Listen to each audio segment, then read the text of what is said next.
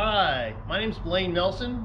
I'm not a doctor, never been a doctor, never going to be a doctor. I have, however, had plantar fasciitis before. Had it for a few years and went through all the stuff that people normally go through. Went and got shots, cortisone shots, and it would go away for 3 or 4 months and then it would come back. So, plantar fasciitis is the tightening, painful tightening of the plantar fascia, which is a thick pad that goes underneath your feet. Basically, before we had shoes and stuff like that, that's what protected our feet when we were walking around.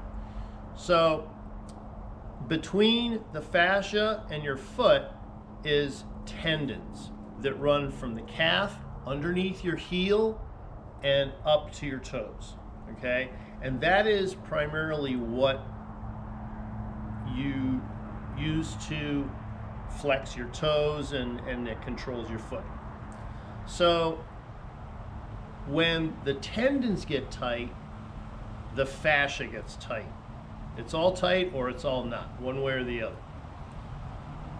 So I figured out one day why all this stuff was getting tight.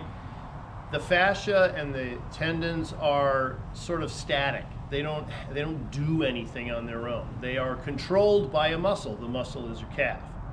So if the calf is too tight, then everything else is too tight. So I started actively and aggressively stretching my calves, and it went away.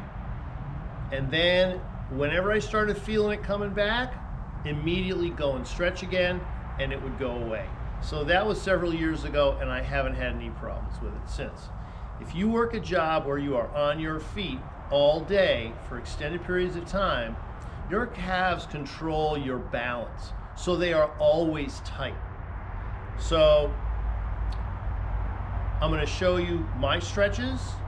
I hope it helps you out, okay? The basic stretch that I do is against table or bed or whatever like this. Move your feet back a good bit and then stretch until your heels are on the ground.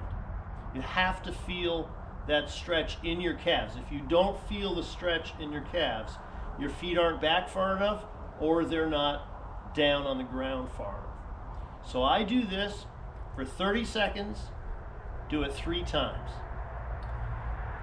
Then I do it this way. I lower my knees. This stretches the bottom part of the calf before it goes into the Achilles. There's no cheating with this. You have to do it at least 30 seconds. You have to feel the stretch in your calves. You got to do it 3 times. If you try and cheat it, it won't work. If you just do it like for 10 seconds and then think, oh, that's good enough, it's not. And your calves are just going to tighten right back up again. You have to really stretch them out so they stay stretched out. Now, if you have stairs or steps, you can put your toes on the edge of the steps and lower your heels, and that will also stretch your calves. There's a number of ways of stretching your calves, but the important thing is you got to feel it in your calves. Is it oversimplifying things? Yeah, it is, but all I can tell you is it worked for me. So, plantar fasciitis. Thank you so much.